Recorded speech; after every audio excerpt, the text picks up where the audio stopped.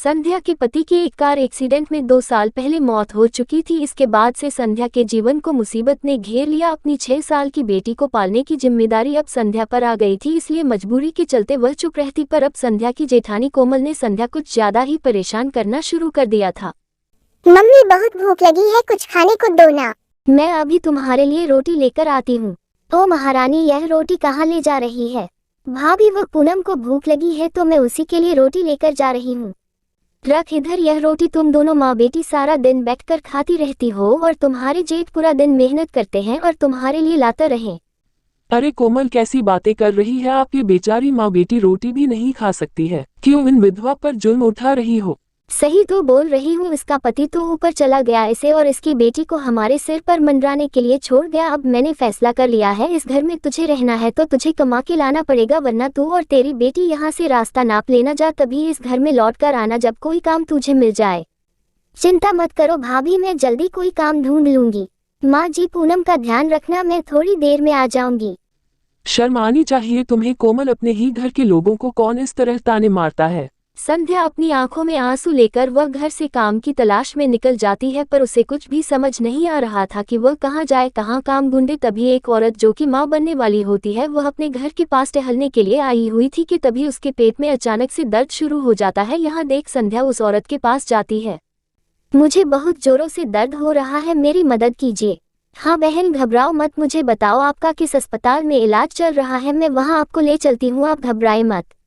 धन्यवाद, मैं आपको बताती हूँ। उस औरत का नाम राधा होता है। राधा संध्या को उसके अस्पताल का नाम बताती है। संध्या उसे औरत को लेकर जल्दी से उसके अस्पताल में ले जाती है। अस्पताल में राधा का चेकअप होता है, जहां राधा से डॉक्टर कहता है आपकी डिलीवरी को अभी 1 महीना और लगेगा होने को। राधा डॉक्टर से कहती है धन्यवाद डॉक्टर साहब आपका। हाँ हेलो राकेश, हाँ मैं बिल्कुल ही ठीक हूँ। हाँ डॉक्टर साहब ने कहा है कि मेरी डिलीवरी 1 महीना पूरा हो के बाद होगी, नहीं कोई दिक्कत वाली बात नहीं, मैं ठीक हूँ। हाँ मैं घर वापस आ रही हूँ, आप टेंशन मत लीजिए, आप अपना काम कर लीजिए, मैं ठीक हूँ। राधा जी चलिए, मैं आपके घर छोड़ देती हूँ, वरना मुझे आपकी चिंता लगी रही। राधा को संध्या का व्यवहार बहुत अच्छा लगा और राधा संध्या के साथ उसके घर आ जाती है। राधा और संध्या आपस में बातचीत करने लग जाती है और बातें ही बातों में संध्या अपने बारे में बताती है। संध्या तुम चिंता मत करो, अब तुम्हें कोई परेशानी नहीं होगी। तुमने मेरी इतनी बड़ी मदद की है तो मैं भी तुम्हारी मदद जरूर करूंगी। तुम अब से मेरे घर पर ही काम करूंगी। वैसे भी अगले महीने मेरी डिलीवरी हो जाएगी और मम्मी पापा तो बाहर रहते हैं और उम्र के साथ साथ अब इतना काम भी नहीं कर सकते हैं। किसी न किसी को तो मुझे इस टाइम में जरूरत थी और मैं ढूंढ रही थी कोई मुझे देखभाल के लिए मिल जाए जो मुझे और मेरे बच्चे को संभालने में मेरी मदद करे। तो तुमसे अच्छी देखभाल शायद कोई कर पाएगा, इसलिए तुम अब यही काम करो और मेरे साथ रहो, तुम्हें यहाँ कोई तकलीफ नहीं होगी। आपका बहुत बहुत शुक्रिया राधा जी, मैं आपको और आपके बच्चे का पूरी तरह से ख्याल रखूंगी। आपको किसी भी चीज़ की कोई परेशानी नहीं होगी, मैं कल से काम पर आ जाऊंगी। संध्या घर जाती है और अपनी सास को सारी बात बताती है। संध्या तू पूनम की चिंता बिल्कुल भी मत करना, मैं पूनम का पूरा ख्याल रख लूंगी। पूनम बेटी, तुम दादी जी ताई जी ताऊ जी को बिल्कुल घर पर परेशान मत करना, ठीक है? मम्मी तुम काम पर जाओ, मैं किसी को भी तंग नहीं करूंगी, पक्का। माँ जी बस थोड़े पैसे आ जाए तो मैं पूनम को एक बार फिर से स्कूल में डाल दूं ताकि इसकी पढ़ाई फिर से शुरू हो सके। संध्या अगले दिन से राधा के घर पर काम पर जाने लगी। कुछ दिनों बाद राधा को बच्चा हो गया। संध्या तुमने मेरी इतनी अच्छे से देखभाल की है कि मुझे किसी भी तरह की कोई परेशानी का एहसास नहीं हुआ। ये लो संध्या तुम्हारी पहली कमाई।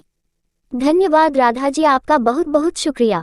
राधा ने संध्या की मेहनत को देखकर बहुत अच्छी तनख्वाह दी है, जिससे संध्या की सारी परेशानी दूर हो गई। संध्या घर पहुंचती है। बहू तेरी पहली कमाई देखकर मैं बहुत खुश हूँ, भगवान ने सब कुछ ठीक कर दिया और आगे भी वही ठीक करेंगे। माँ जी मैं इन रुपयों में से कुछ रुपए भाभी को दे देती हूँ, घर खर्ची में काम आएंगे। संध्या ने अपनी जेठानी के हाथों में पैसे दे दिए।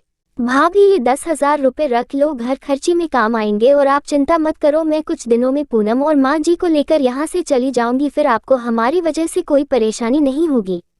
अरे मैं तुम्हें यहाँ से जाने के लिए थोड़ी ना बोल रही हूँ, तुम तो आराम से रहो, मैं तुम्हारे लिए कुछ चाय नाश्ता बनाकर लेकर आती हूँ, तुम बहुत थकी हुई हो।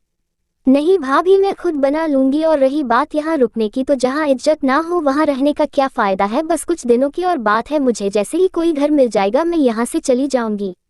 संध्या को पता था कि अब उसे अकेले ही अपने जीवन की लड़ाई को लड़ना है। वह नहीं चाहती थी कि अपनी बेटी की जिंदगी लड़ाई और झगड़ा में बर्बाद कर दे। वह अपनी सास और बेटी को सुकून की जिंदगी देना चाहती थी।